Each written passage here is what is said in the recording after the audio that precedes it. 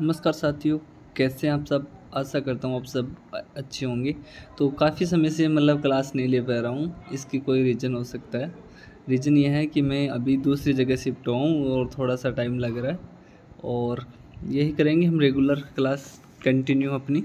तो आज का जो टॉपिक है अपना वो है स्पेक्ट्रोस्कोपी, या आप बोल सकते हो एनालिटिकल केमिस्ट्री का भी ये टॉपिक है, चलता है। और हर बार ये क्वेश्चन है जो पूछा है और पूछ भी सकते हैं। तो देखो ये कब पूछा गया, 2014 के अंदर भी आया था, 2013 के अंदर आया था, 2011 के अंदर आया था, 2009 के अंदर आया था। यानी इसको मान के चलो आप ये कि 100% आने की संभावना है। आप सेकंड सेमेस्टर हो या एमएससी प्रीवियस के स्टूडेंट हो, तो आप लोगों के लिए वेरी वेरी इंपॉर्टेंट क्वेश्चन है। इनको आज अच्छी तरीके से हम कवर करने वाले हैं, ठीक है। तो क्या होता है कोपमान थ्योरम, उसके बारे में समझते हैं। चलिए शुरू करते हैं। आगे बढ़ने से पहले आपसे रिक्वेस्ट करता हूँ कि वीडियो अच्छा लगे तो लाइक करना, शेयर करना, और चैनल पे पहली बार हो तो सब्सक्राइब कर लेना। और अगर आप चाहते हैं कि ये जो नोट्स हैं आप लेना चाहें तो आप हमारे नंबर है ये 90 57 70 15 45, इस पे आप हमें संपर्क कर सकते हैं। और आप किसी भी क्लास के नोट्स चाहें तो आप ले सकते हैं। हिंदी और इंग्लिश मिक्स नोट्स आपको मिलेंगे दोस्तों, ठीक है। तो चलिए शुरू करते हैं। ये बात हमने बता दी है। तो फोटो इलेक्ट्रिक स्पेक्ट्रोस्कोपी, यानी जो स्पेक्ट्रोस्कोपी है उसका ही पार्ट्स है फोटो इलेक्ट्रिक स्पेक्ट्रोस्कोपी। तो ये इंटरप्रिटेड इन टर्म्स ऑफ कोपमान, तो इन्होंने एक टर्म्स दी कोपमान थ्योरम के लिए। तो वो क्या है, यानी क्या है स्टेट इसकी, तो वो देखते हैं कि भाई जो आयनाइजेशन एनर्जी होती है, क्या आयनाइजेशन एनर्जी होती है ना, जो आयनिक ऊर्जा हम बोलते हैं, ठीक है, वो क्या होती है, जो ऑर्बिटल ऊर्जा होती है इन इसके इक्वल में होती है। और यानी जहाँ इलेक्ट्रॉन क्या करते हैं, इजेक्ट करते हैं। क्लियर पॉइंट, यानी इनके बराबर है ये आयनाइजेशन एनर्जी के बराबर कौन है, जो ऑर्बिटल है, जो ऑर्बिटल उनकी जो एनर्जी है उनके इक्वल में ही है। और जहाँ पे इलेक्ट्रॉन क्या होते हैं, इजेक्ट होते हैं। ये बात है जो फोटो इलेक्ट्रिक स्पेक्ट्रोस्कोपी है वो इंटरप्रेट करती है इस टर्म्स में कोपमैन थ्योरम।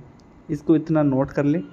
इसके बाद में आगे देखो क्या है, आगे देखते हैं कि भाई जो कोपमैन थ्योरम होता है वो implies that it is possible to identify that, हम किस तरह से इसको पहचान करते हैं इसकी, इसके लिए कुछ एक पॉइंट्स हैं वो हम समझने वाले हैं।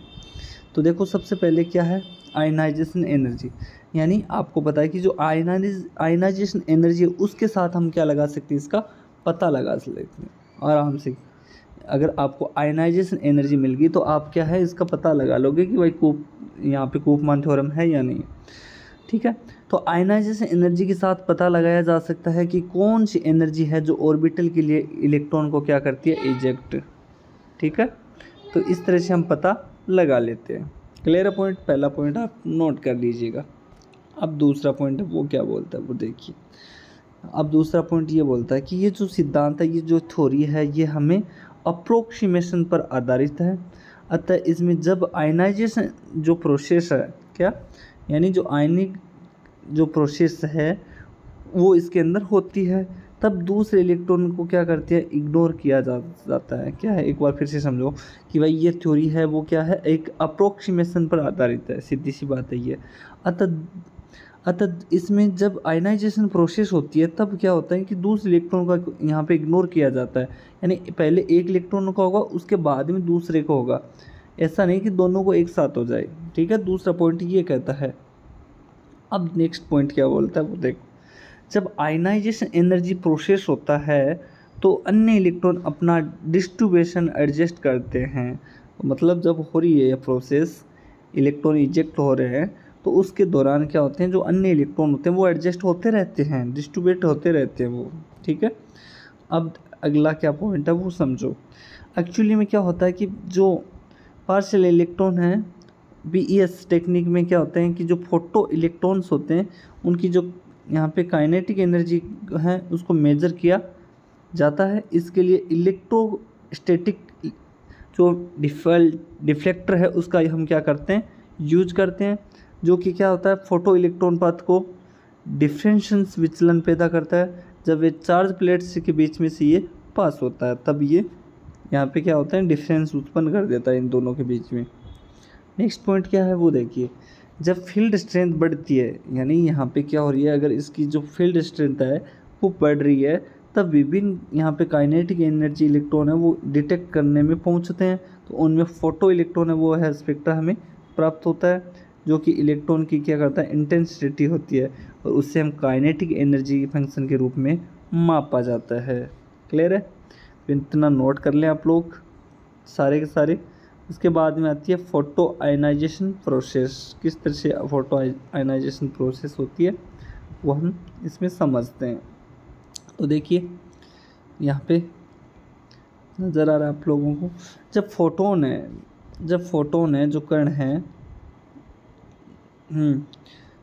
ये जब फोटोन है उसको हम क्या करते हैं मोनोक्रोमेटिक बीम, यानी यहाँ पे जो लाइट ले रहे हो आप वो क्या मोनोक्रोमेटिक बीम के रूप में आप मेटल पर डालते हैं। यानी यहाँ पे कोई धातु है और यहाँ पे कोई फोटोन है, उसमें क्या है मोनोक्रोमेटिक लाइट है, आप यहाँ पे एक बीम डाल दिया। तो जब इस धातु के ऊपर मेटल पर डालते हैं तो इसमें वन इलेक्ट्रॉन का क्या हो जाता है, यहाँ पे लॉस हो जाता है। ठीक है, इस इलेक्ट्रॉन को फोटो इलेक्ट्रॉन कहते हैं। अब प्रश्न आ गया कि फोटो इलेक्ट्रॉन क्या होता है, तो यहाँ से सीधी सी बात है, यहाँ पे सीधा कोई बीम डाली तो यहाँ से इस धातु से एक इलेक्ट्रॉन का क्या हो जाएगा, यहाँ पे लॉस हो जाएगा, एक इलेक्ट्रॉन कम हो जाएगा यहाँ पे। क्लियर है? उसके बाद में देखो इस इलेक्ट्रॉन को हम फोटो इलेक्ट्रॉन कहेंगे, जो लॉस हुआ है उस इलेक्ट्रॉन को हम क्या बोलेंगे, फोटो इलेक्ट्रॉन बोलेंगे। तथा मेटल है जो M+ आयन की अवस्था में आ जाती है, इस एनर्जी को हम आयनाइजेशन एनर्जी कहते हैं। जब आयनाइजेशन एनर्जी बराबर 0 है मीन्स फॉर्मेशन ग्राउंड स्टेट में हो रहा है। अगर यहाँ पे आपको पता है कि यहाँ पे आयनाइजेशन एनर्जी का मान 0 है तो इसका मतलब है अभी तक कोई भी यहाँ पे कोई बीम नहीं डाली है, नहीं कोई इलेक्ट्रॉन का लॉस हुआ है। अगर यहाँ से लॉस हो जाता है ना, तब हम कह सकते हैं कि यहाँ पे आयनाइजेशन एनर्जी हो रही है। तो यहाँ पे देखो ये अपने क्या है, यहाँ पे मेटल है और यहाँ से हमने प्रकाश डाला है और यहाँ से क्या होगा, इस मेटल से एक इलेक्ट्रॉन निकल गया है, तो यहाँ पे इस पे क्या आ गया, पॉजिटिव चार्ज आ गया और एक इलेक्ट्रॉन बाहर निकल गया है। और इस इलेक्ट्रॉन को हम बोलते हैं, क्या बोलते हैं, फोटो इलेक्ट्रॉन इसको कहा जाता है दोस्तों।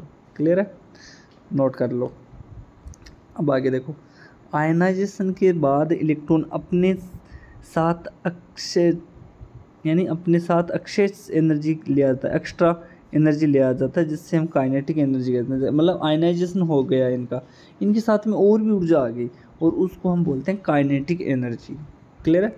यदि फोटोन की एनर्जी ज्ञात हो, अगर आपको पता है कि भाई फोटोन की जो एनर्जी है वो इतनी है, तो हम क्या करेंगे, फोटो इलेक्ट्रॉन की काइनेटिक एनर्जी है जो ज्ञात कर सकते हैं। कौन से फॉर्मूले के अकॉर्डिंग? यहाँ पे ये फॉर्मूला है E के E बराबर h - IP, लिख लेना यहाँ पे IP और यहाँ पे एक्स्ट्रा एनर्जी का। तो यहाँ पे ये आयनाइजेशन है वो पोटेंशियल प्रोवाइड करवाता है और आयन का क्या कर लेता है, निर्माण कर लेता है। इन इंटरनल यानी ये क्या कह सकते हैं, इंटरनल एनर्जी स्टेट के अंदर आता है। यदि फोटोन की एनर्जी हाई होती है, अगर फोटोन की एनर्जी है वो क्या हो रही है, ज़्यादा है, तो यहाँ पे टाइटली बाउंडेड इलेक्ट्रॉन को भी मेटल क्या करेगा, रिलीज कर सकता है, या करवा सकते हैं। इस प्रकार आइंस्टीन के प्रभाव को विद्युत प्रभाव के आधार पर हम कह सकते हैं कि काइनेटिक एनर्जी बराबर h - h0। इजेक्टेड इलेक्ट्रॉन की काइनेटिक एनर्जी को हम स्पेक्ट्रोमीटर के द्वारा एनालिसिस कर सकते हैं या एनालिस्ट कर सकते हैं। ठीक है दोस्तों, तो देखो इस प्रकार मेटल से इलेक्ट्रॉन का इजेक्शन एंड इसकी एनर्जी का मेजरमेंट फोटो इलेक्ट्रॉन स्पेक्ट्रोस्कोपी कहलाता है। यानी ये जो होती है स्पेक्ट्रोस्कोपी, इसको हम क्या बोलते हैं, फोटो इलेक्ट्रॉन स्पेक्ट्रोस्कोपी हम कहते हैं। तो देखो यहाँ से सीधी यहाँ पे फोटोन डाला प्रकाश, तो यहाँ से सीधा एक इलेक्ट्रॉन रिलीज हुआ, इस इलेक्ट्रॉन को क्या कहा, फोटो इलेक्ट्रॉन कहा गया, और यहाँ पे रिलीज होने के बाद M+ हो गया। तो ये आपका ये पूरा का पूरा कोपमान थ्योरम है जो ये समझाता है। कोपमान थ्योरम है जो क्या बताता है, फोटो इलेक्ट्रॉन स्पेक्ट्रोस्कोपी को इंटरप्रेट करता है। ये इसकी टर्म्स होती है और ये इनके बराबर होती है। तो ये था अपना कोपमान थ्योरम। तो आज का ये लेक्चर आपको कैसा लगा कमेंट करना न भूलें। आप कंटिन्यू क्लास आएगी आपकी, तो चैनल पे सब्सक्राइब कर ले, और नोट्स के लिए आप हमें संपर्क कर सकते हैं। नंबर है ये अपनी 90 57 70 15 45। ठीक है, वीडियो अच्छा लगे तो लाइक करना और कमेंट करके बताना कि भाई आज का ये लेक्चर आपके लिए कितना लाभदायक हुआ है। तो मिलते हैं नेक्स्ट लेक्चर के अंदर, आज के लिए इतना ही। Thank you so much.